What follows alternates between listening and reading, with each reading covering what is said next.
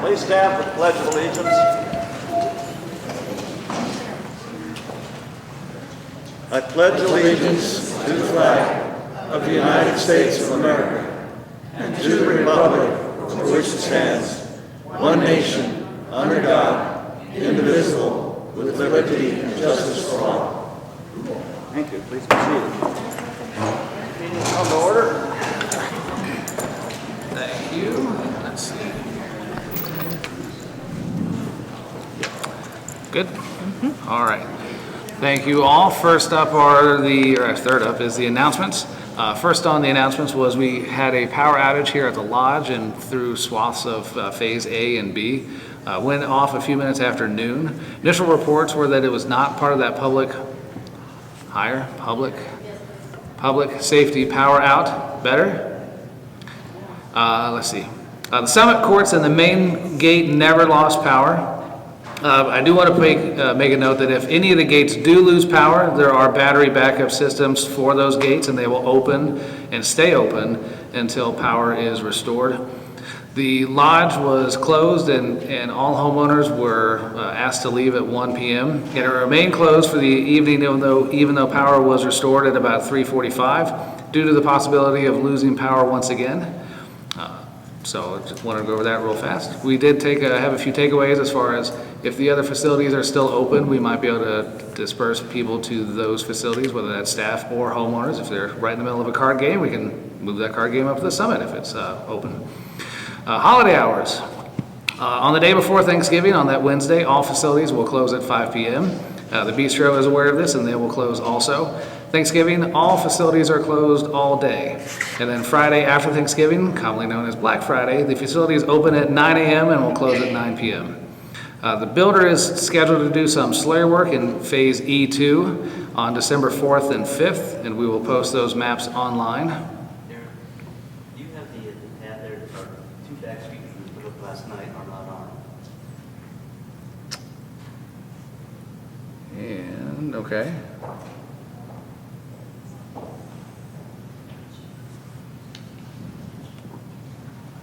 They're not called out on here. Cindy, you want to take this or stand back here? Or, Keep going. all right. We're working through our technical difficulties. Let's see. So KHOV is doing slurry work in phase E2. That's Mock Bluff, Scarlet Runner, that area on the 4th and 5th of December, and we'll post those maps online. Stop signs. We've installed several new stop signs. Please be aware of those changes and stop where indicated. And then my monthly reminder to please slow down. Speed limit is 30 miles per hour on the circle, 25 on the side streets, and 15 in the lodge. There's no passing, which has happened several times, even going up the Four Seasons Circle. So it's one direction each way. And with that, we'll go into homeowner input. As a reminder, homeowner input is limited to 3 minutes per homeowner. Only one request to speak for may be submitted per homeowner. There'll be no sharing or passing of time to another person. Homeowner input may be held for a maximum period of 30 minutes before the board meeting begins to allow the board to proceed with the business portion of the meeting. This portion of the meeting is limited to board participation only. Residents are welcome and encouraged to stay for the full meeting to witness the business of the corporation taking place by your governing agents. And first speaker slip is Larry Anderson.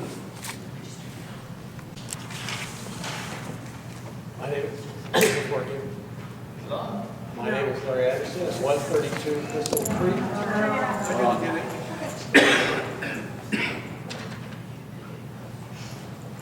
Try again. My name is Larry Anderson at 132 Crystal Creek. A little closer. Right on top of it. I just wanted to thank Anita Worthing and her safety committee for those stop signs, especially on Four Seasons Circle. I've heard some from one of the other board members criticisms he's been getting regarding those, like we haven't dealt that issue for 5 or 6 or 4 years now, and having walked on Four Seasons Circle and seeing when I call these speed meters going up and down that hill, at one time I watched the sign 60 miles an hour. So I hope that's going to end with now there are 2 stop signs going uphill plus the circle. That should slow that down. We can finally do away with what I call the Indianapolis Highway. Thank you very much. Next speaker is Barbara Morgan.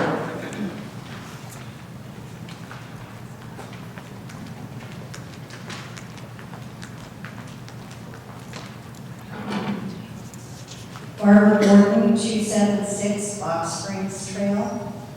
I'd like to thank the board and management for finally installing stop signs on Four Seasons Circle. The speeding has slowed considerably. I have continually spoke at board meetings to complain about the speeding up and down Four Seasons Circle for almost 7 years. But, and there is always a but, unfortunately, it took a resident being injured to see any action. Immediately after the accident, the stop signs appeared. Coincidence? I doubt it. I would like to see the board and management become more proactive instead of reactive when it comes to the safety of our residents when other safety situations may arise in the future. I would also like to propose that a center line be included on the streets in areas where drivers think they should drive down the middle of the road, specifically coming around the roundabout by the lodge and going up towards the summit. I am always seeing cars in the middle of the road, not to the right like they should be. This could, and I have watched cars having to take evasive action, become a safety hazard. Remember, proactive, not reactive. Another proposal I would like to see happen soon is having the Beaumont police coming into this community and ticketing those cars that think rolling stops are perfectly okay. It is not. Many times I have watched cars make a rolling stop and either continue on Four Seasons Circle or turn onto Green Creek.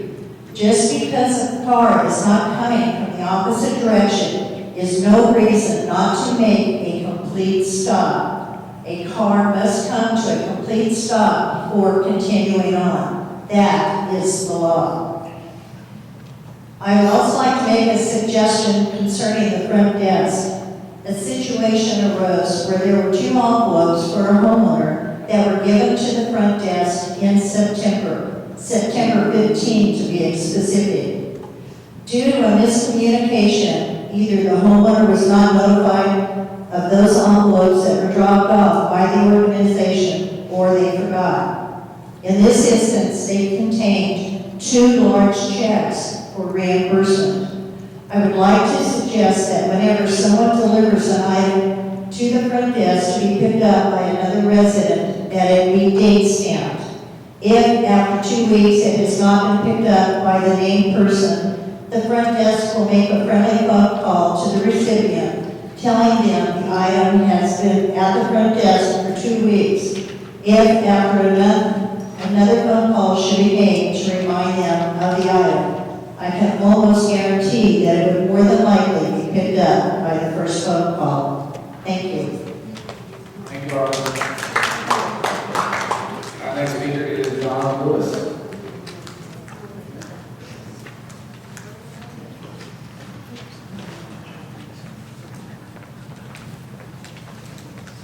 Good afternoon, I'm Donna Lewis, 1554 Beaumont. And I'm just going to start out by talking about Neighborhood Watch. I think we had a great meeting yesterday. We had about 150 residents attend. It would be nice if we had that more often. You know, we always focus on education, on things here and how to react to Four Seasons. And, you know, a lot of concern about the recent evacuation notice and the lead now. And it was interesting to find out that due to that, it was actually escalated to the state level. And although the evacuation was not exactly correct, it should have been what they call an evacuation warning, which lets us know that there's a danger around.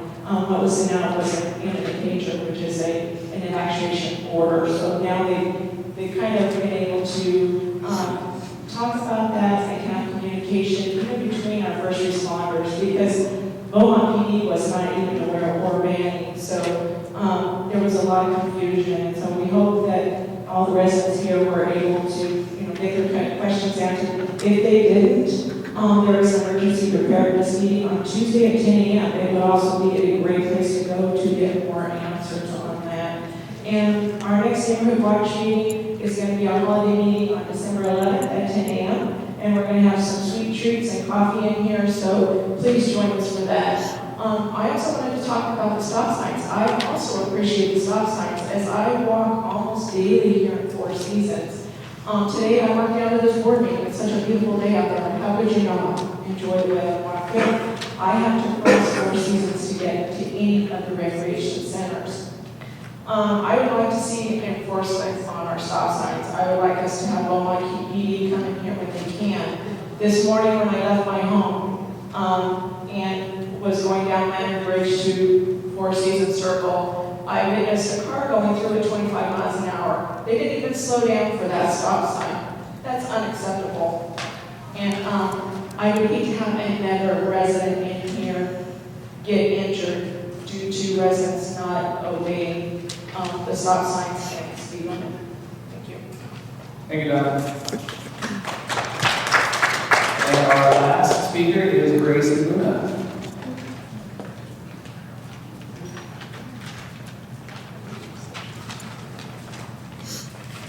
Gracie Luna, 422 Yellowstone Park.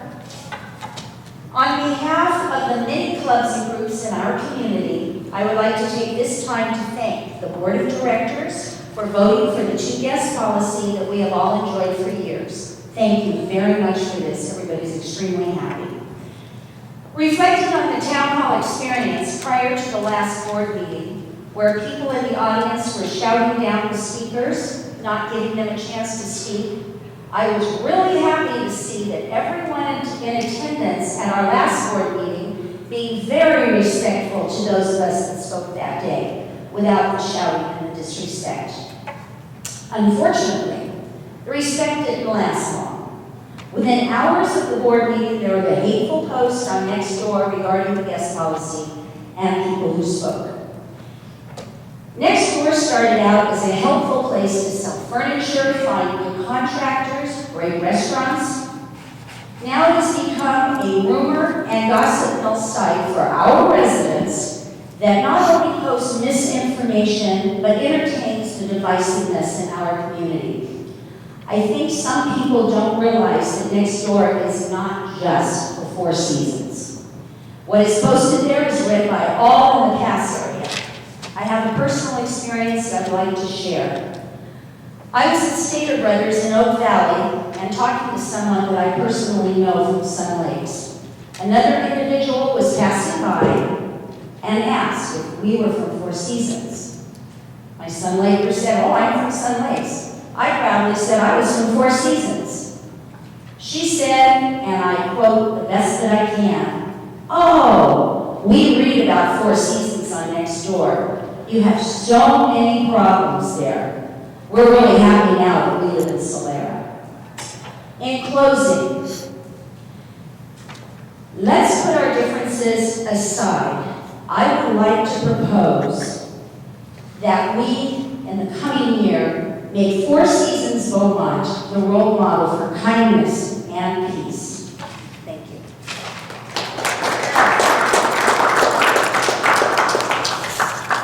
As there are no other speakers left, we'll move on to the consent calendar. The purpose of the consent calendar is to make a single motion to approve all included items.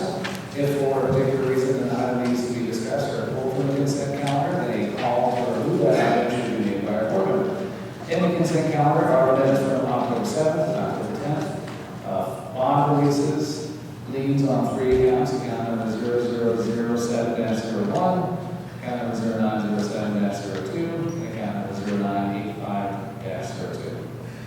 There were no approved applications. There was one birthday party for December 28th, and that's the consent calendar. So there's a motion to approve. All of you want to approve this consent calendar. It's been moved and seconded to approve the consent calendar. Any discussion? All in favor?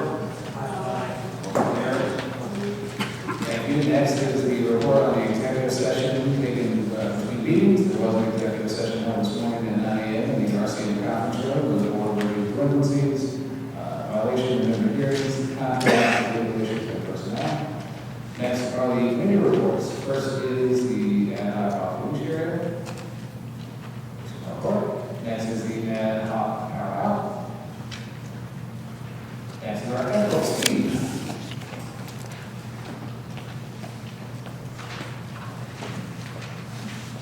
Again, the information's there, pretty darn clear. We had 12 guests. We would really like to see that number go up.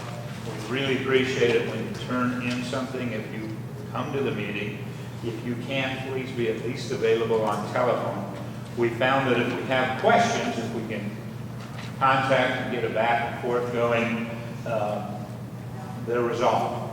We don't end up with something that ends up being in limbo or being escalated. So it just really helps if we can get in touch with you if you have an application before us. 26 addendums were submitted, 20 were approved. Those issues were, again, we didn't have information. We had one situation where a person wanted to paint their house the color. We couldn't reach them. The color they wanted to paint the house that we were told they wanted to paint was a color that would have never been done. But the problem was we had a name, and nobody affiliated that name with what the color was when we actually saw the color. So that helped. And the rest is pretty straightforward. We do have a change up there. Karen Proctor has decided to take some time. She's served out her term. She did extremely well. We miss her. She has left. Anybody out there looking for a committee member? Bender Arndt, she does particularly good work. She's very, very fair, very equitable. Alex Luna has been appointed our new member at a prior board meeting. And again, we are looking for help, people on the committee. We're not looking for any particular skills, except that you can be reasonable and apply the facts objectively. It's a great way to get to meet your neighbors, both new ones just moving in, ones who have been there a long time. It's a wonderful way to see the fun things that you can do in and around your house that you're not aware of. That can be a disadvantage when you start wondering where all the money will come from. But we'd love to see you come out and at least come and see what we really do as opposed to that perception you have. Give it a shot. Thanks. Thanks, Steve. Next is the Communications Board. Next is Community Planning and Transition. Colin.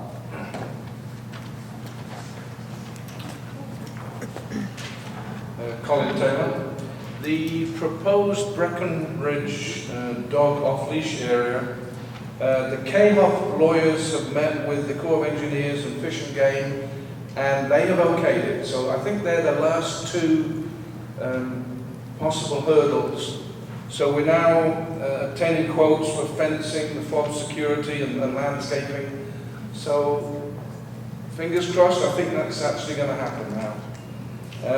We're continuing to work on the transition study, which is expected by the end of the year, and meeting with solar companies to investigate potential savings. And we're developing a list of underutilized areas and the restrictions that go with them. We're open to any suggestions or wishes that residents may have. I've had 6 or 7 in the last month. We'll be listing those into groups, and we'll see which of those, if any, we may better do sometime in the future. Next meeting, normally our meeting's on the 4th Thursday of the month, but because of Thanksgiving, we'll be having it this month on the 21st, 9 a.m. in Rexham North Conference Room. Visitors are always welcome. Thank you. Thank you, Colin. Next is the Facilities Committee. Bruce. Oh, no, sorry. Emergency repairs. Happy Thanksgiving, everyone. And I'd also like to take this time to thank everybody out there that's spent some time in the service. We appreciate your service. The SC power outage, I was kind of a victim. I walked down, I spent extra time messing around in my house. I said, I got plenty of time today to go work out, blah, blah, blah. I come trotting down here and he says, hey, you know what? It's shut off. I said, what? Yeah. I says, walking there. I said, I don't need anything. I'm just, nothing's going to happen. He says, oh, well, they'll kick you out as soon as you go. I said, at least I can get half a workout in. Sure enough, I got half a workout in. Tia came in and I was pulled out of it. That was fine with me. But it was kind of strange that I told my wife when I went home that we we live above the Edison lines, and we were on the opposite end of the situation. We didn't know what was going on down here if it wasn't for me coming down, so it's, there's communication still needs to be ironed out. The thing that aggravated me the most about the evacuation notices, it wasn't so much that it was a notice itself. I mean, part of me said, yeah, we gotta go, and part of me says, everybody says, there's no smoke, there's nothing going on, blah, blah, blah. Well, the incident commander who was on the line supposedly said, well, it's okay, but if the wind shifts, they're in trouble over there, south of Four Seasons and Sun Lakes. But, I mean, if they would have said, what I didn't like about the notice was it didn't look real official. It didn't have any officialness about it. It almost looked like we're being scammed. So my wife stayed out, waiting to evacuate. I went to bed and went to sleep for 5 hours, and I woke up and everything was fine. So I said, okay, but now what's come about is the EMD is actually, it started in Riverside. I think it worked, like she said, it worked all the way up the state. So they mandated the notices out. So you have a warning notice, which directly says, you're warned, boom, you got to get out. Or not get out, but just be ready. And the other one is get out, which is, they said they'll make a lot of noise and a lot of activity to do that. But if you're warned, it might be better if you, especially it was said, it brought up at the meeting yesterday at the neighborhood watch, that if you have special problems, like say, if you have animals that need to be taken care of, you have invalids or people that need problems, when you get warned, you should probably get up and go, because when you come into at the last minute, it's going to be way too hard for you to get out of there. And you may be still there when everybody's gone. Yesterday, we had stop the bleed training in the afternoon after the neighborhood watch. We had 39 people sign up, 14 came to the meeting. We anticipate that there'll be another 25 that want the training. I don't know if the problem was we didn't really set a date. We set an interest thing, and then we kind of sent things out. So I think if we hamper ourselves by not saying this is it, this is the date. So next time I think we'll do it that way, and then just work it from there. And as far as that, the committee for 2020, I heard we'll just be allowed to carry on as normal, and myself and Denise Featherstone and Marty will be hanging out here. Anyone else interested in emergency preparedness, come join us. We'll be here next Tuesday at the RCN at 10 a.m. Thank you very much. Thank you, Mark. Now let's cruise with the facilities.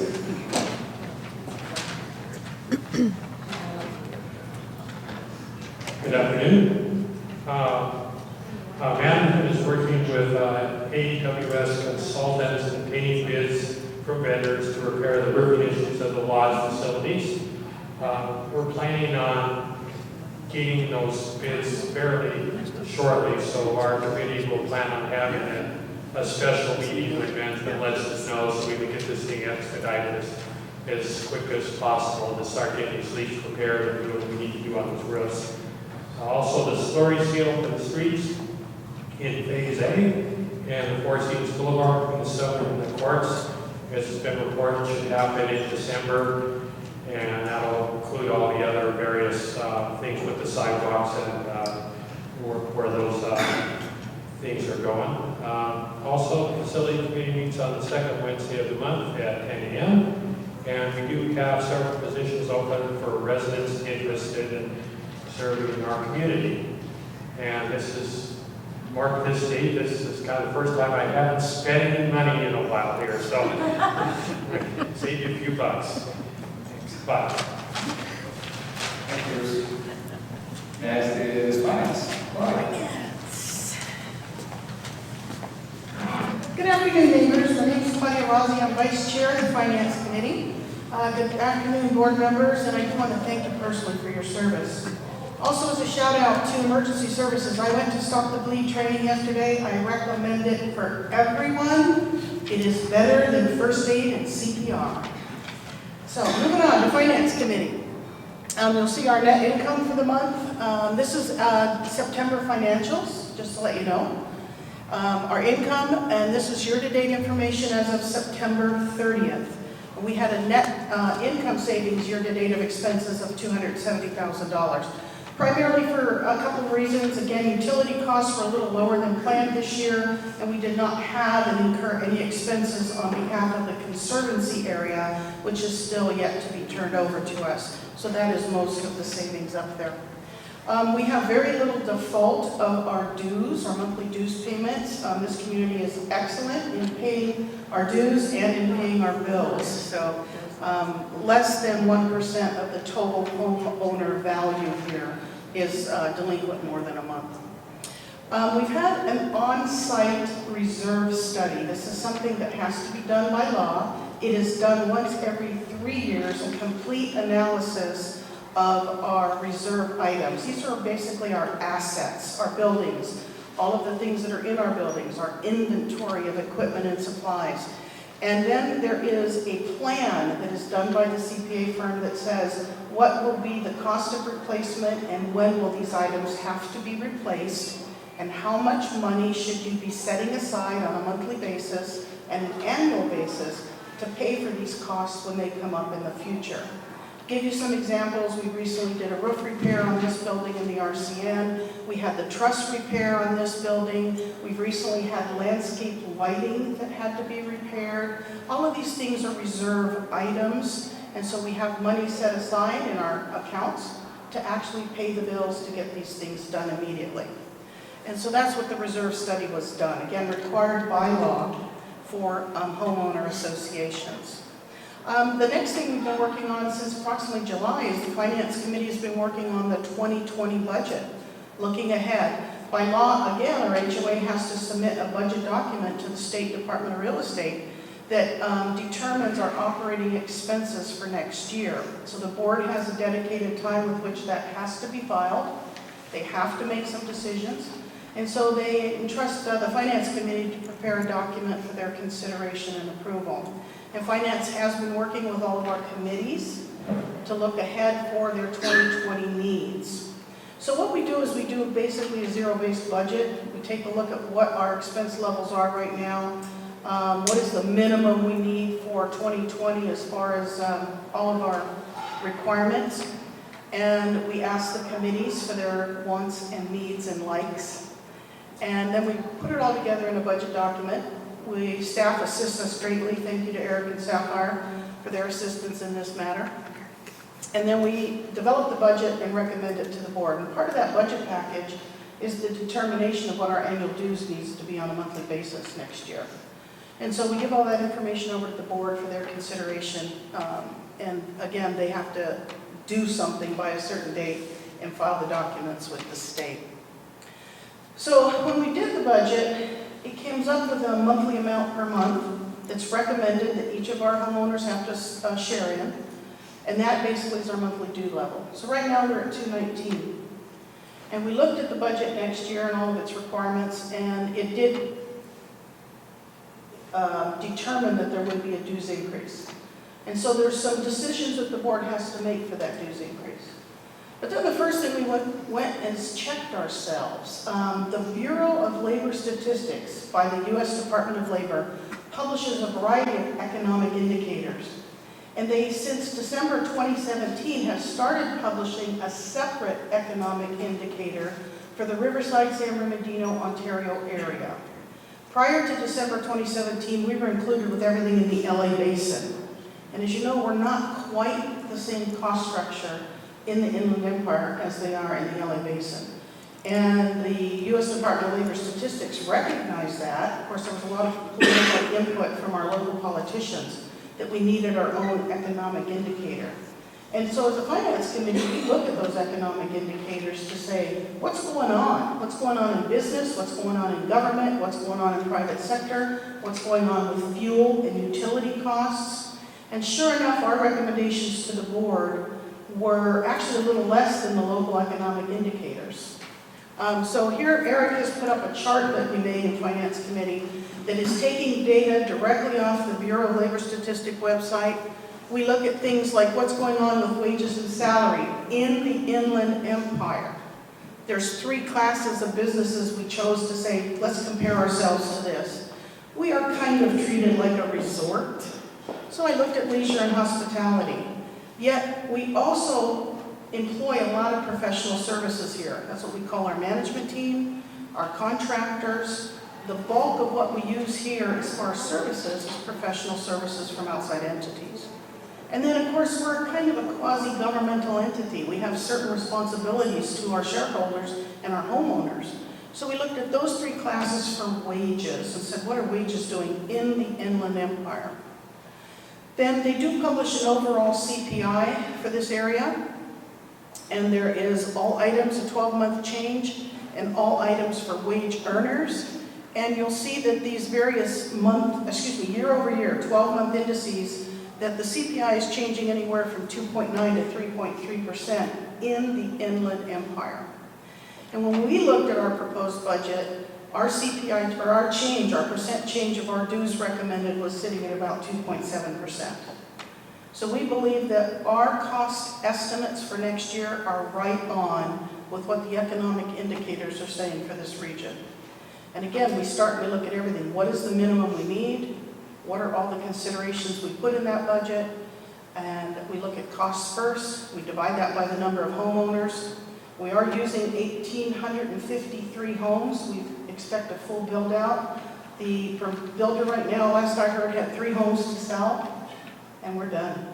So we are a full community, fully funded, and we will be taking over all of our costs, we estimate, at some point in 2020, including conservancy. So that's our presentation for the financials. I just want to let you know that we did have some considerations and proposals you'll see later on in the agenda today. Finance did recommend 3 for approval, returned 1, I believe, to committee. Thank you. Next is Glenn.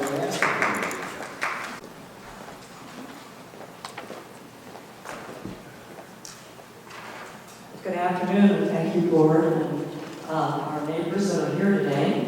Happy Thanksgiving, in case I forget, Jonathan, to all. We do want some more committee members, people who like to walk our beautiful landscape and learn about all our plants and be better gardeners because you belong to the landscape committee. So we encourage you to join us. And we are doing our seasonal planting, which is, looks like we're having snapdragons in front of the lodge this year. I even saw some flowers blooming, so that's good. And we're cutting back the grasses. They grow quite frequently, and we trim them down when they get too tall and look like they aren't being well kept. They are being well kept, even though they get big and tall. And the arborist has assured Eric, and we don't make a liar out of Eric, do we, that the report will be coming next week. We wanted it this week, but it's next week. So our meeting is going to be next Tuesday at 1 o'clock. Oh, we're going to be 12:30 because Lynn has a PowerPoint talking to the landscape committee about some things we need to be informed of. And with that, thank you all. Thanks for that. Next is Anita with the safety committee. Oh, she's actually right outside. Thank you, Donna. Anita.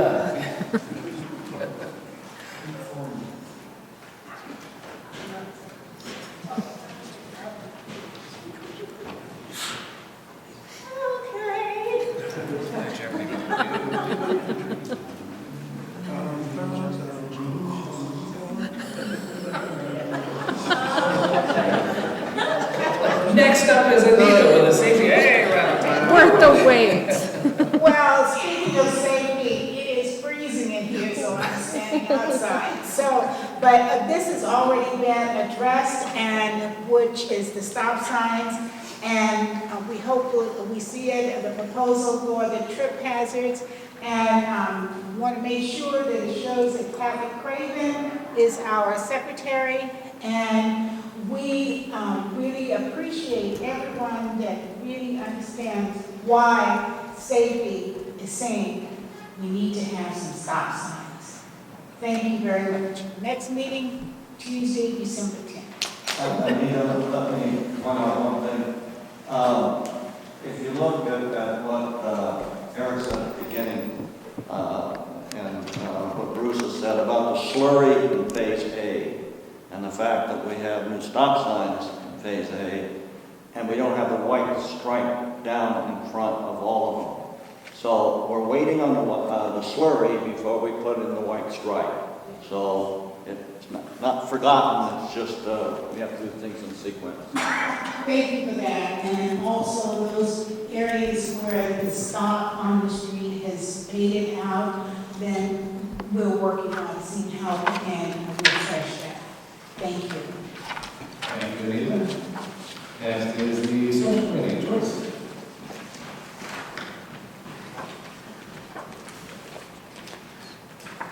Thank you. Okay, first of all, Loretta Ramsey is ill today, so I'm Joyce Ho, and I guess I'm her acting co-chair right now because she is our acting chair. And Lord, we hope and pray that you will come up with an answer for us that she is ratified and ready to go.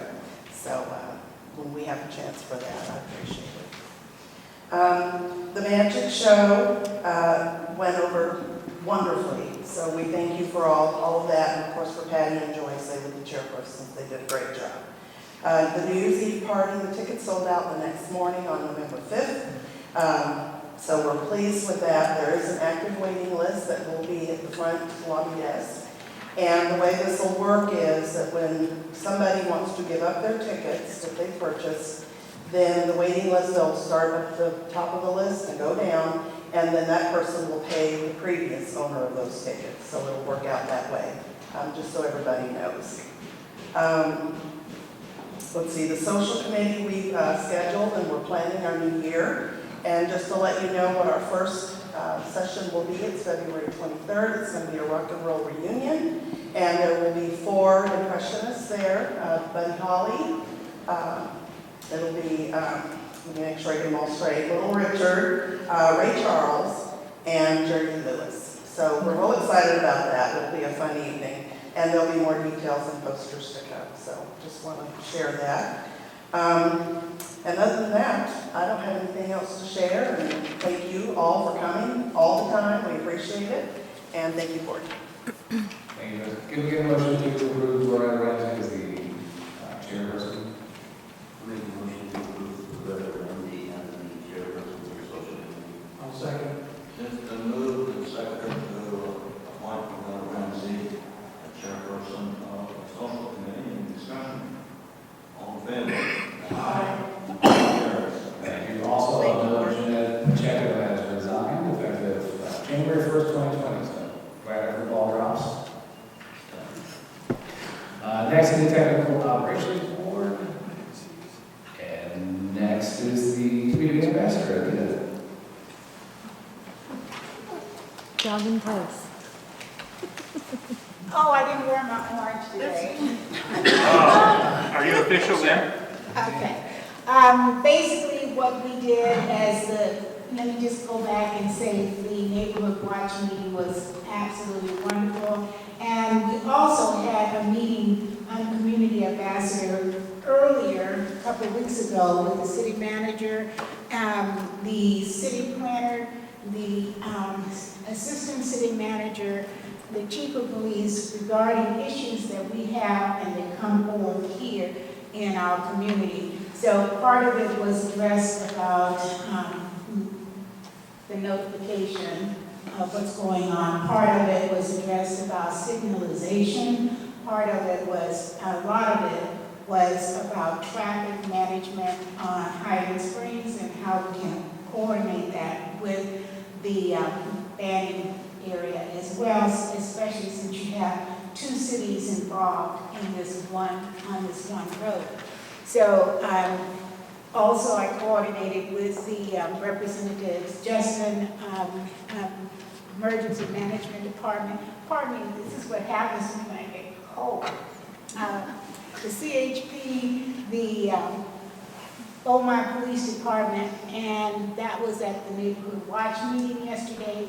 And just for a heads up, a lot of the concerns was about the power outage as well and what happens with that. So meeting with the police yesterday after our Neighborhood Watch meeting, we will be coordinating with the PIO of Beaumont Police to have Southern California Edison represented at our next neighborhood watch meeting. And there are two departments that will be coming. It's the one that will be the one that will talk about overall the plan, and then one, they have a department called the Fire Department of Southern California Edison.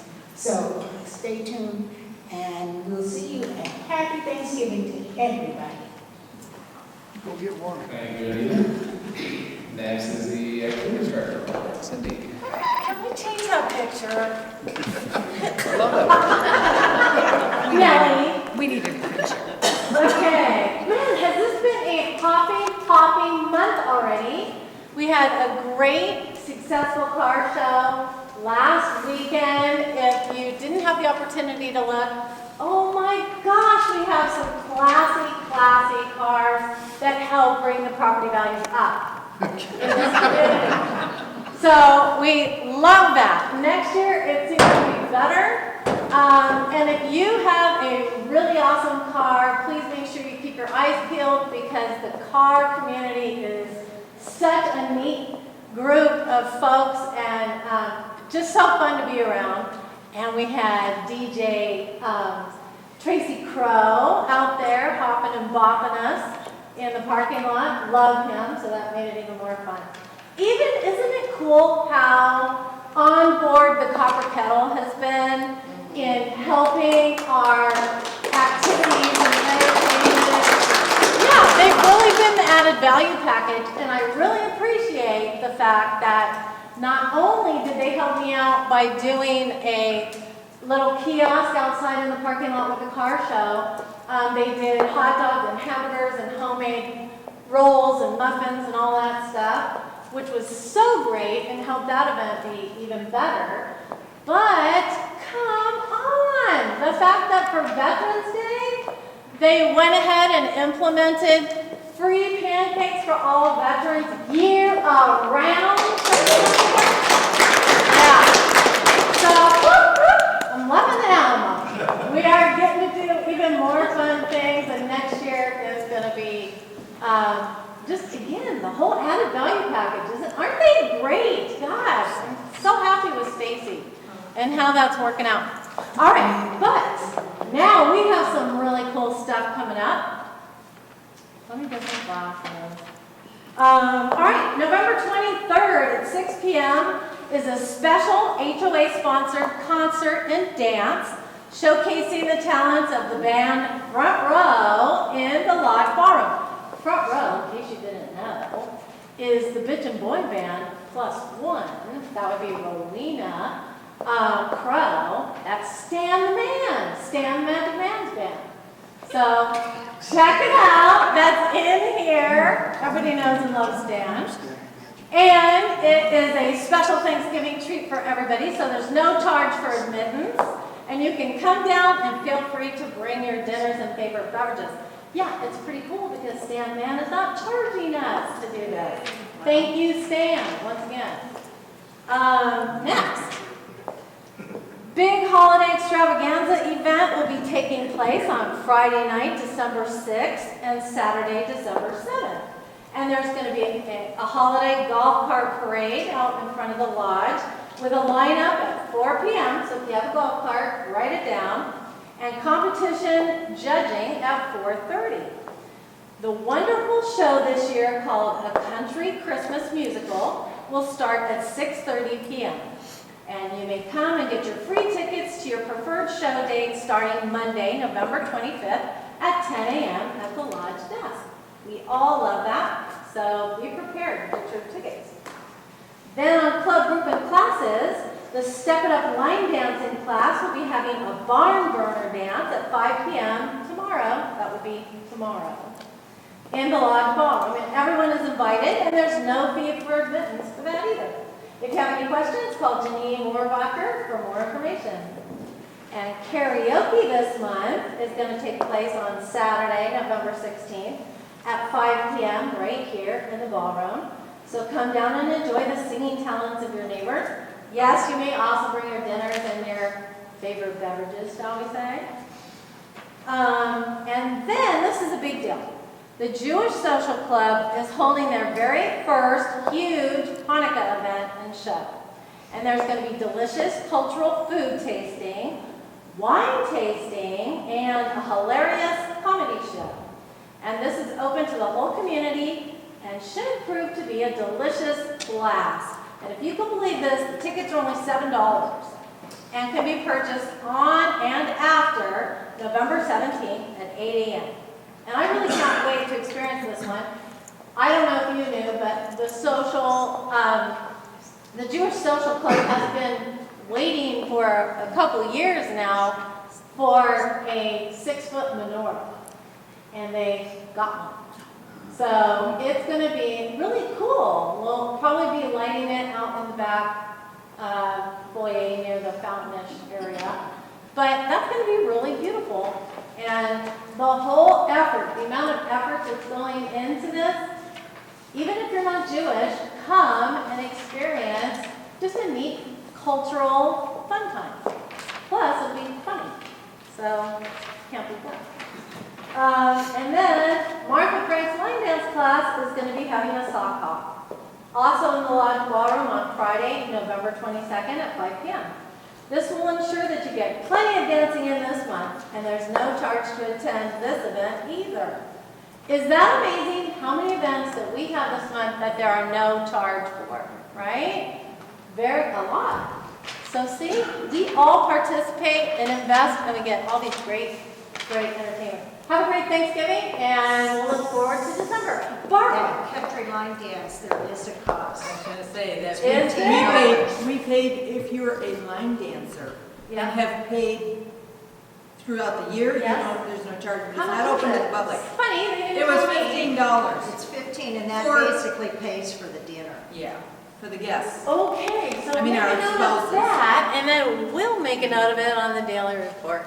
Okay, well, thank you for letting me know. It's Please, feel actually free. on the daily report now. What? It's written on the daily report correctly. Under upcoming events? I think it was. Well, thank you, I read it Phil. today. How informative you are. Well, it Yay! And I think she's already let the caterer know because it's tomorrow, so. Okay. I don't know, check with Janine. Just call. Okay. Anyway, good luck on you.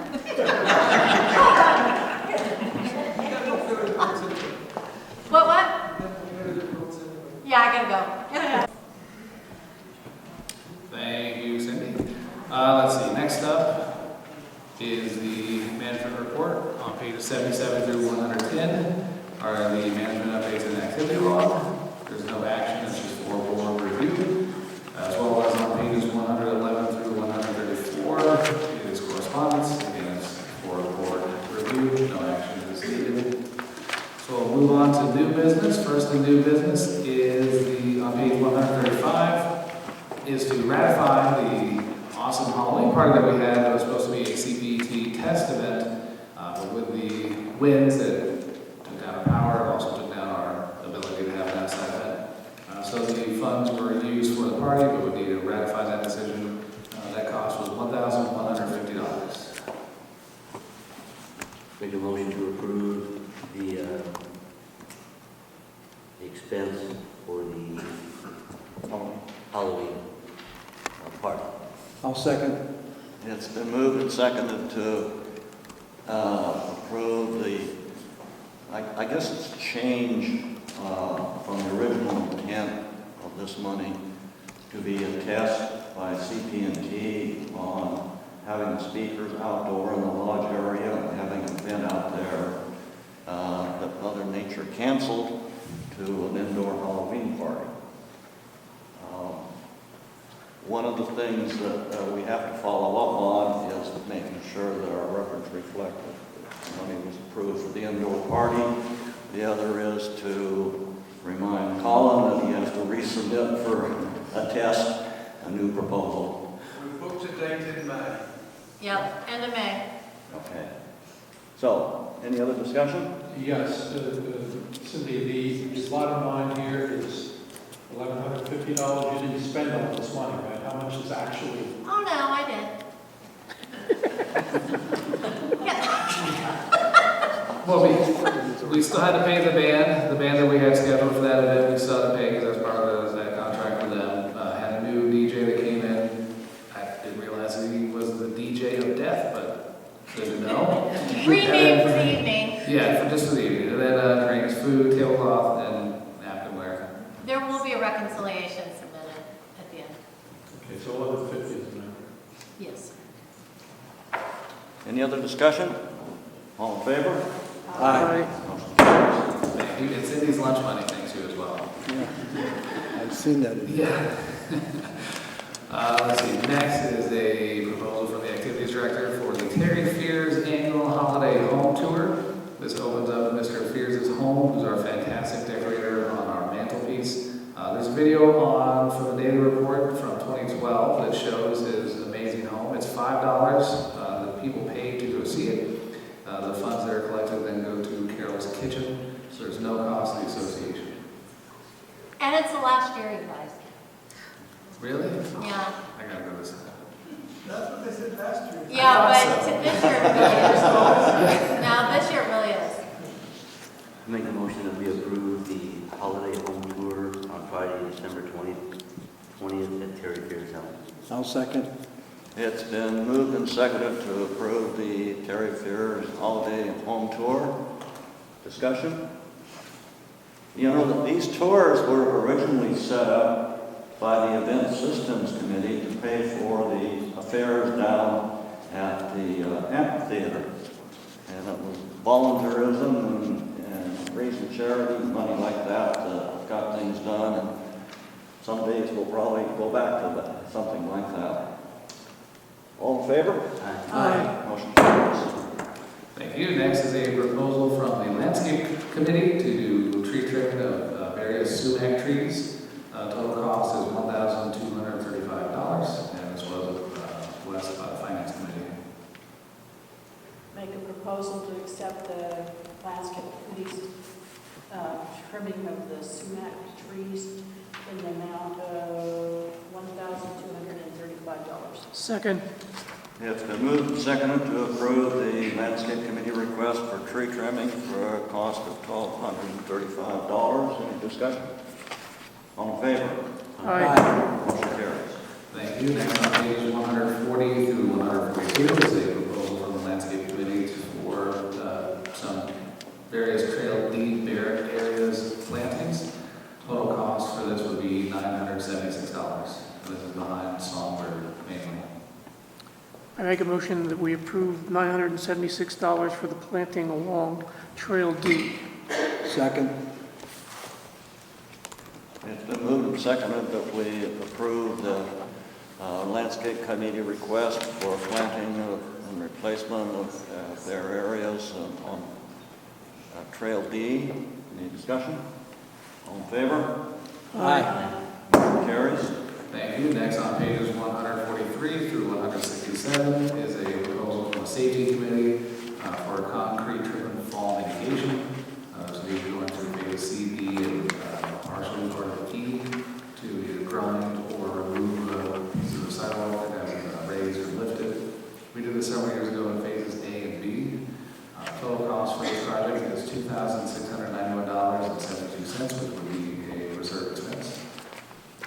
I'll make a motion that we approve $2,691.72 for the repairs of the trip hazards at various locations along Four Seasons. Second. It's been moved and seconded that we approve a Safety Committee request to address the trip hazards on phases C and D and parts of E trip hazard. I have a concern on E. We haven't really accepted all of E from the builder yet. I'm not sure we should be doing work there without some indication that the cost is going to be borne by the contractor.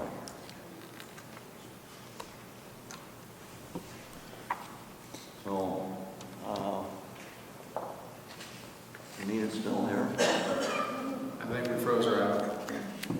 If the board doesn't vote to approve it, but votes to table it, we we could take it back and see. Well, it's a relatively small amount, given everything that takes place when you're looking at working on the safety of sidewalks like that. I think if we can delay this and get an answer as to whether or not the builder is going to pay for their portion, or if they're not done yet, why don't they fix it? I can see us doing it for C and D because they're ours and have been for a long time, but E doesn't belong to us in total. That's correct. Well, and it listed by street, so we can give the list to the builder and say, hey, on Timberline or other streets in Phase E, by this home, you have an issue that we're requesting that you resolve.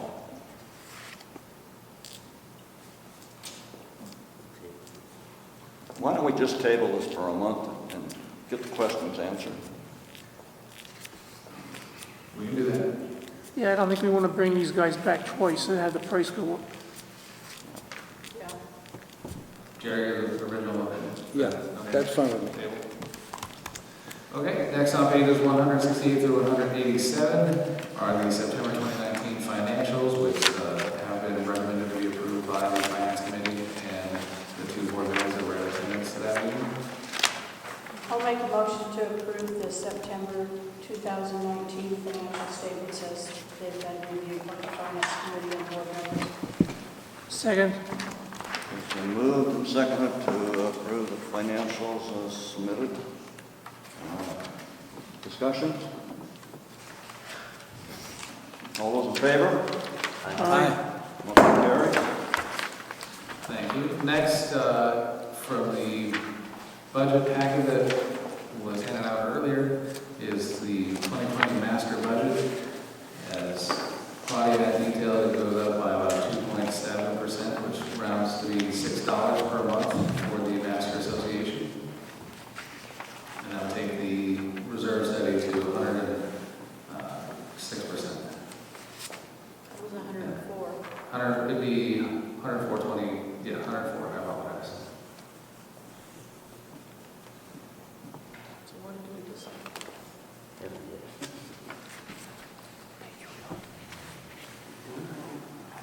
Do we know how much the cost center homes are going to be going up with the budget? What's that? Do we know how much the cost center homes are going to be going up besides? Yes, so the, what's that?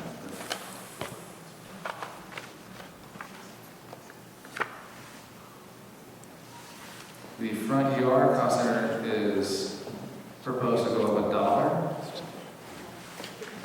$1. And then the Springdale's go up roughly $11. If you average it out, there's, depending on which model home that you're in the Springdale's, it's based on square footage. I believe the lowest was $9 and the most was $14. Do we have a proposal?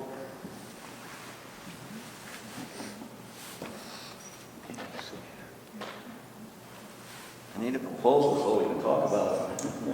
I propose we accept the 2020 master budget for our homeowners association. Approval.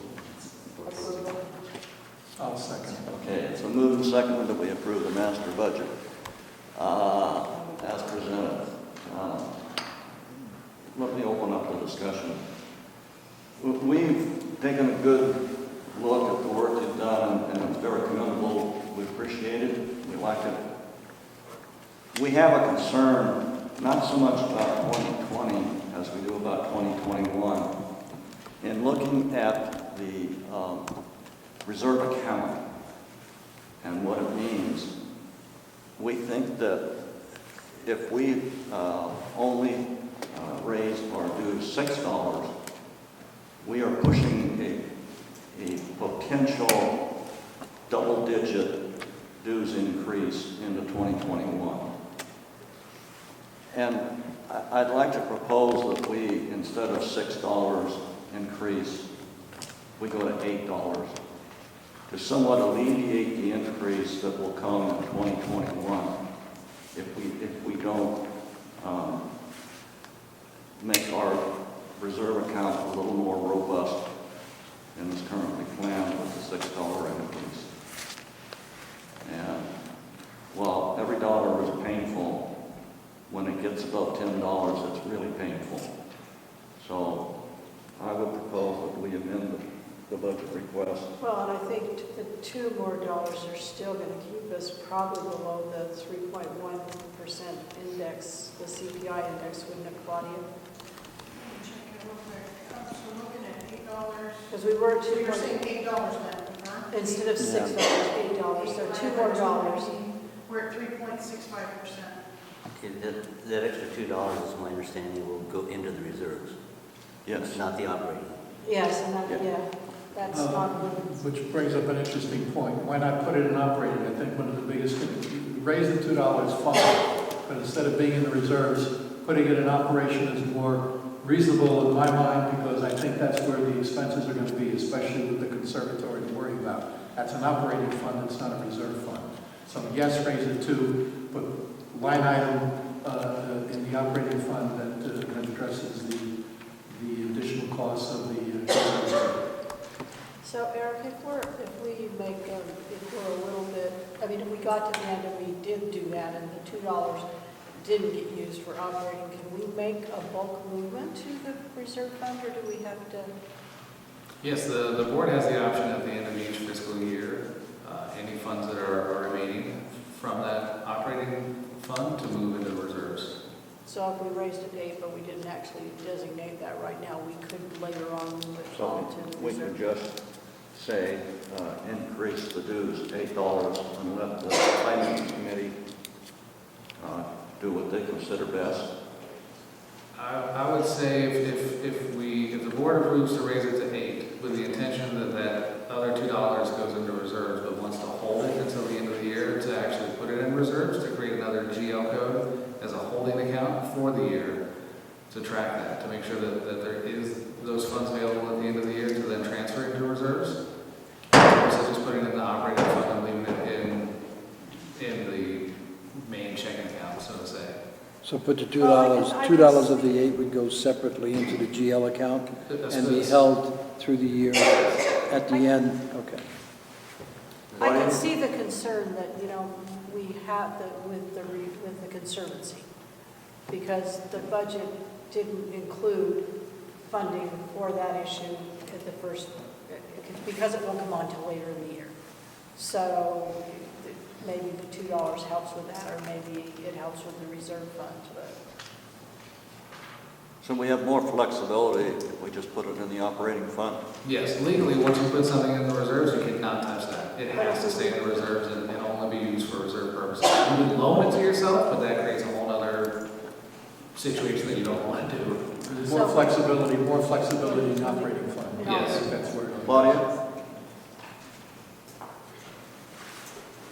If I may offer another consideration for, we have a net income year-to-date through September of approximately $270,000.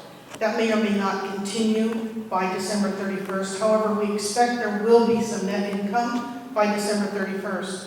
You may possibly consider that at your January meeting to set that aside in reserves for next year.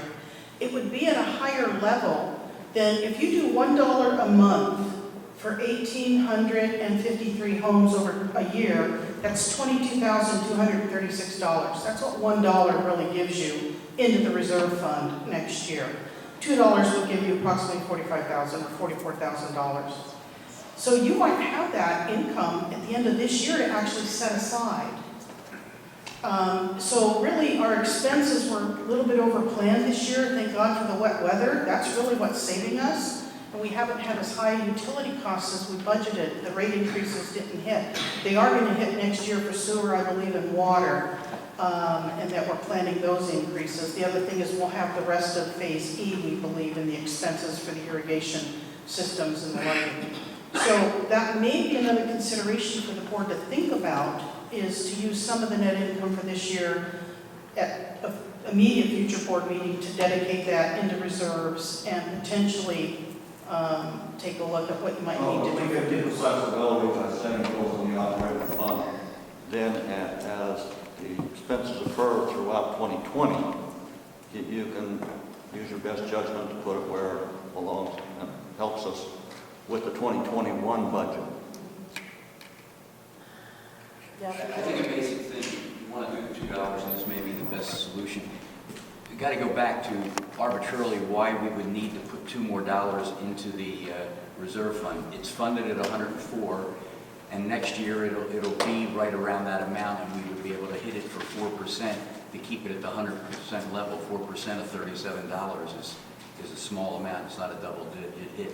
But if you're worried about operational, going over operational, I would concede that we ought to keep that money on the operational side. It's $1.50. Yeah, it's only $1.50 next year to raise the reserve fund to keep it at 100%. So it's a matter of what's that number you want to keep the reserve fund at? I think we want a little higher than 100%. Well, it's a thing. But yeah, I understand giving you the flexibility to do it.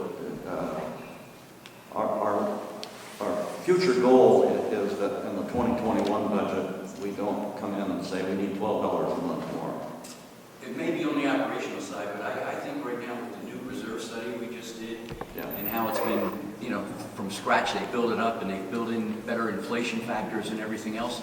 I think we're pretty sound, and 100% to 104 is a pretty darn good number for us at this point. Of course, we were earlier this year at what, 114?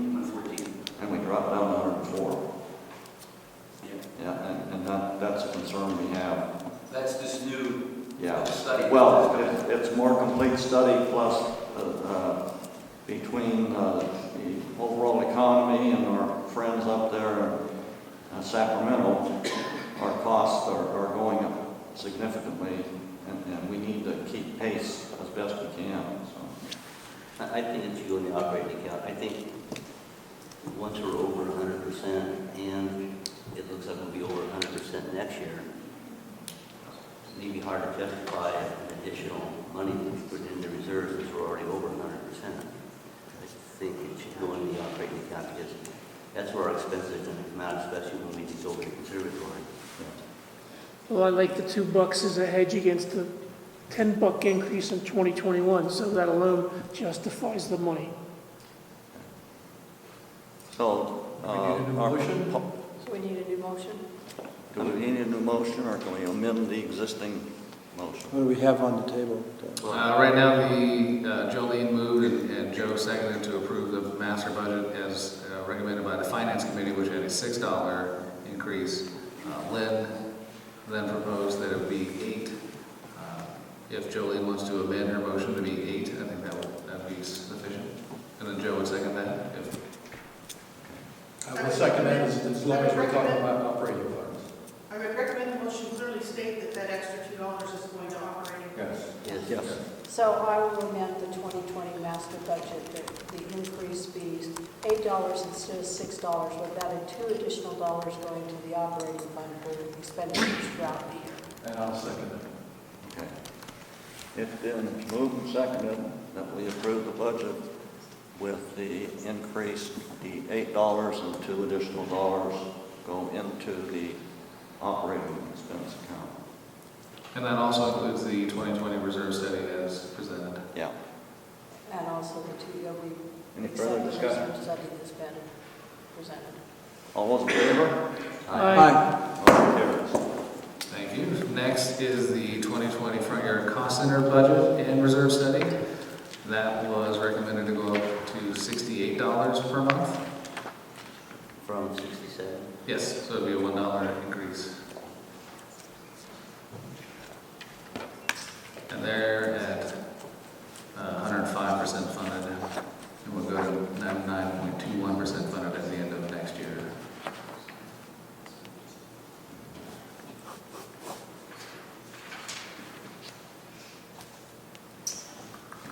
Need a proposal? Yeah, no, I'm just I'll make a proposal that we accept the 2020 front yard cost center budget at a $1 raise for expenditures. And I'll second. It's been moved and seconded. We approve the front yard cost center budget, which increases the cost per homeowner by $1 a month. Discussion? we should raise it $2. I think it's $2. Yeah, then we just have to table that. All those in favor? Aye. Motion carries. Thank you. And again, that also included the reserve study. Next would be the 2020 Springdale Cost Center budget and reserve study. They are a variable dues, so this would take them from $86.31 currently to $95.96.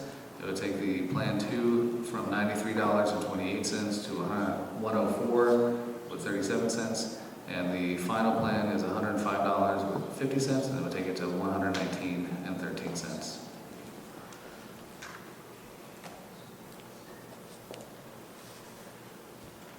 And they are currently, this year, 86.55% funded. It would increase their reserve to 87.79% funded at the end of next year. I make a motion that we accept the 2020 Springdale budget and reserve study as prepared by finance. I'll second. It's been moved and seconded. We approve the finance proposed Springdale budget for 2020. Discussion? So that would make their total dues go up approximately $24 a month, $8 plus, plus one, plus...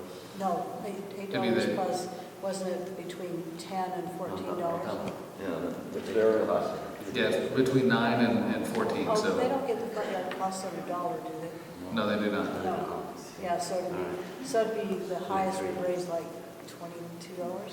Yes. I'd like to point out that Just the largest one. it's a large raise, and unfortunately, the bulk of what happens in the Springdales is their insurance, and that's a big portion of what happens. Unfortunately, all of us have our insurance rates go up every year on our homes and our cars, and since that's the largest part of what the Springdale raise is, because they're insured. Repairs to the building is included too, right? Since they're Repairs to the- condominiums, this is a difficult thing to do to these people, I understand. Jolene, that also includes the any repairs to their buildings. Yeah, and just for example, there's a new law that garage doors now have to have a battery backup system, which for our research is costing approximately $900 more every garage door that we replace. So, and then Springdales are old enough that the garage door issue is becoming more prevalent. So that's an example of what kind of costs we're facing for that. All those in favor? Aye. Motion carries. Thank you. And lastly, in new business is the 2020 annual policy and budget mailer. So this part is 7 pages long that details all the different exhibits that will be finalized after the budget's finalized. That includes where we post our general notice, which is at the bulletin board here at the lodge. Calls out other insurance policies and things of that nature. So we need a motion to approve the document as written. I make a motion to approve the 2020 annual budget mailer that we sent out to our homeowners. I'll second. Moved and seconded to send the annual policy budget out to all of our homeowners. Any discussion? Hey Eric, could you put on the envelope, please read?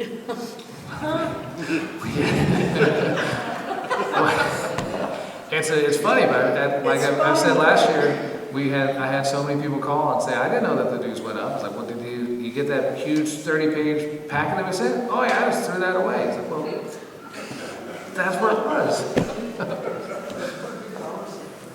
All in favor? Aye. Motion carries. Thank you.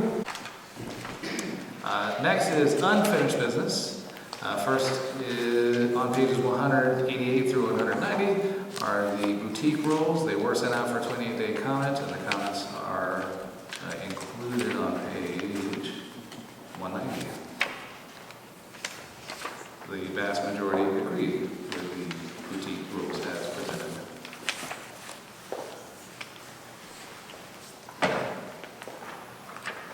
And this is for the craft boutique that we hold twice a year. Springtime and harvest, yeah, springtime and harvest.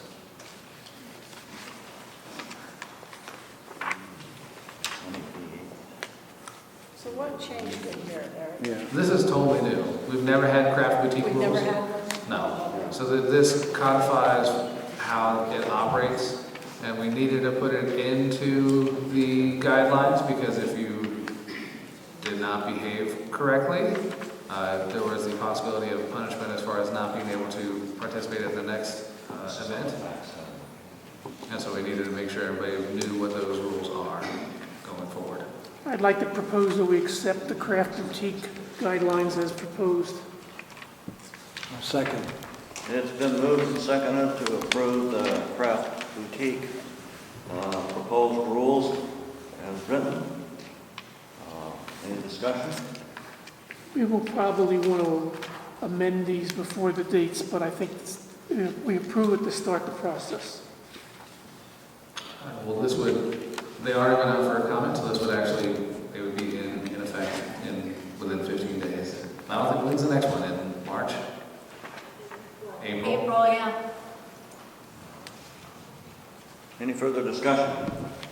All in favor? Aye. Motion carries. Thank you. Next on pages 191 through 192 is the guidelines for social community events for ticket sales. And on page 192 are the comments as received. Eric, you said this was going to be modified, this page. It wasn't correct. It's not correct. This is where there has been discussion in the community, and I believe with some board members as far as having this be a more strict reading. The social committee had different thoughts to that, where they, you know, if we codify that it's we hand out tickets at 7 and sell it at 9 a.m., then they have to follow that. If you don't have that timeline in there, but just have something that's a little more, it's still structured, but lets them have the flexibility to operate how they want to operate on that day. But we can modify it to be different. I'm not talking about how you buy the ticket for the time, 7 o'clock, 9 o'clock, whatever. The way this thing reads, cash amount accepted. 5 tickets are limited to 1 table, 8 tickets per residence for a maximum of 8 tickets. So someone can come in and get tickets for themselves or for 6 other outside guests. I thought we had come to an agreement. That was residents only.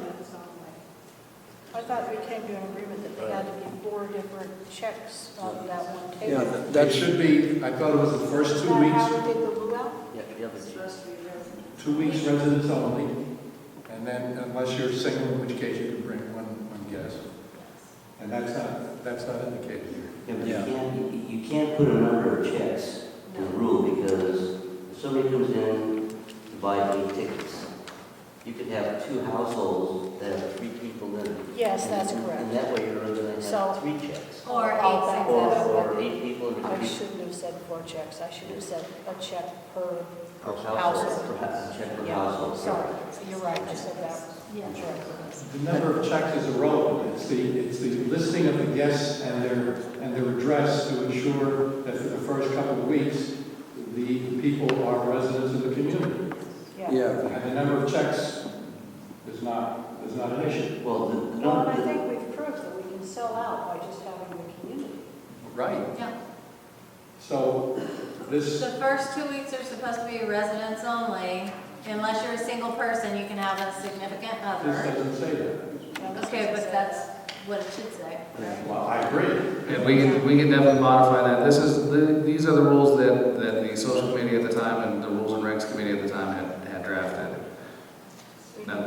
Well, I think we have to table this for a month until we get it corrected. Absolutely. Yeah, because the verbiage is all, it's confusing It's here. confusing. Because I'm looking It's for not- 8 residents, at the table the first 2 weeks, and it's not saying that, it's just saying guests, and guests to me could be anybody. Yeah, it needs to be tabled. So, let's send it back to the social committee and tell them to rewrite There's no the social intention that the tickets be purchased for residents with the exception of the single household. And in a way that For the verifies. first 2 weeks, after 2 weeks. After 2 weeks, great.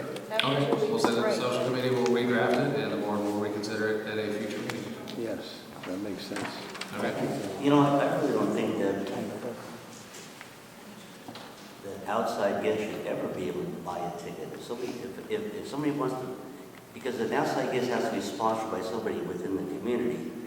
I think that person who is sponsored should buy the ticket.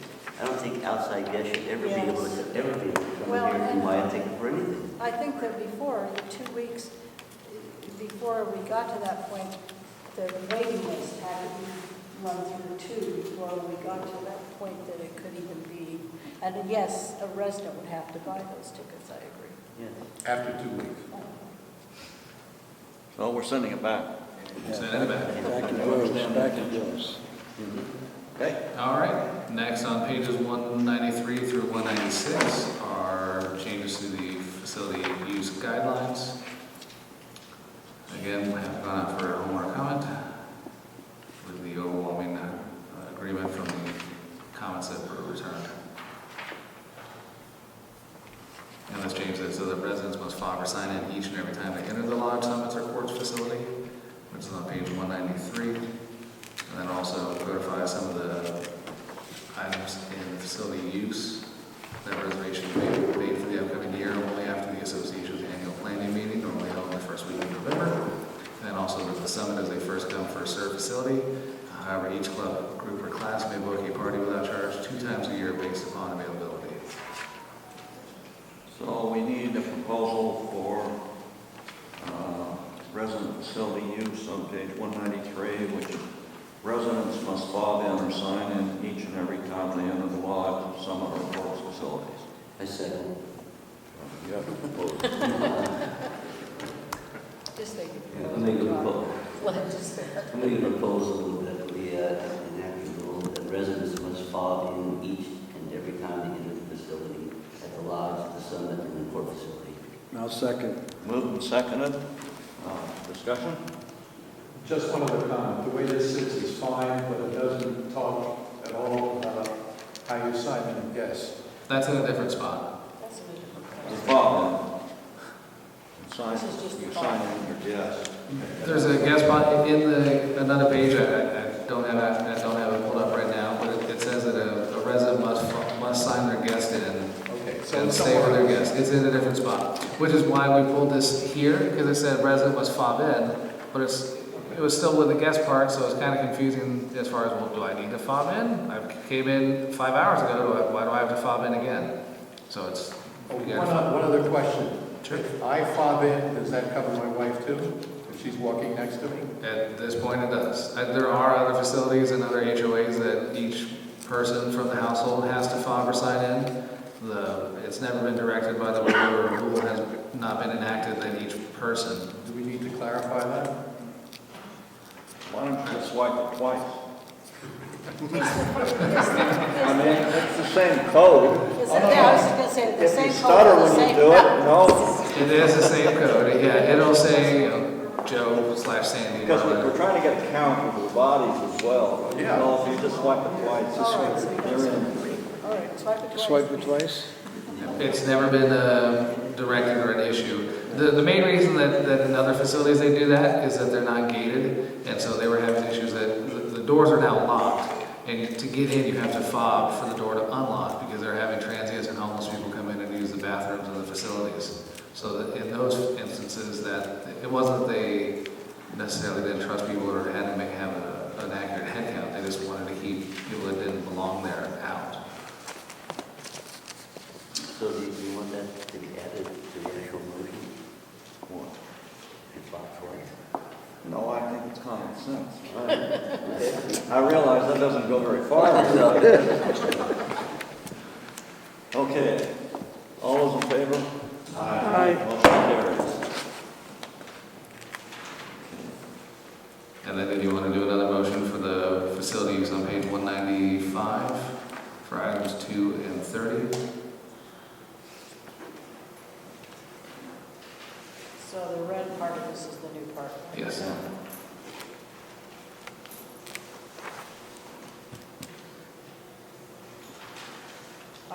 motion that we accept the rule for facility use. Second.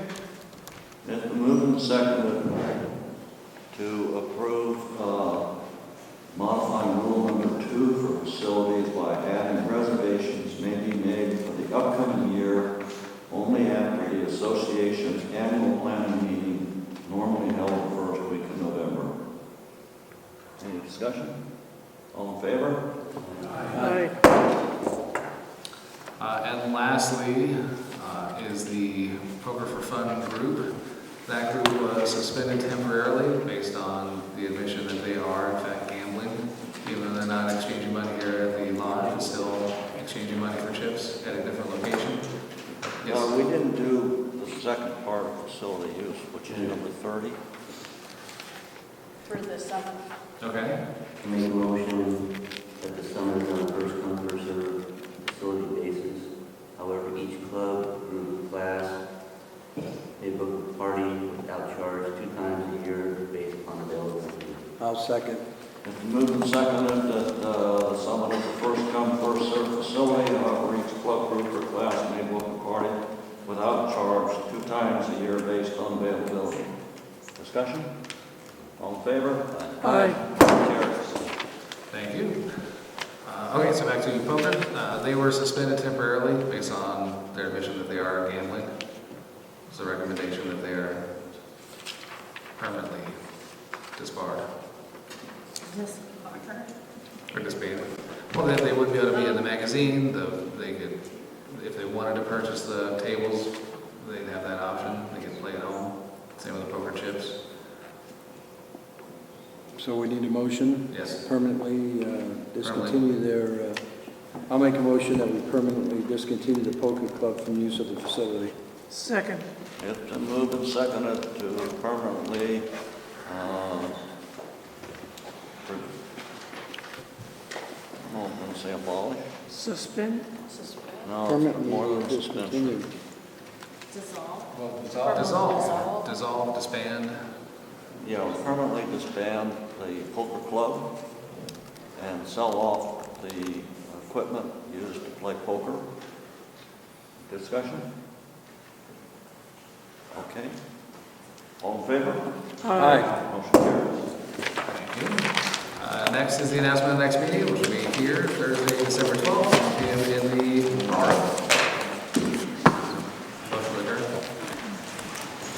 Motion to adjourn the meeting? Second is done. I guess it's done.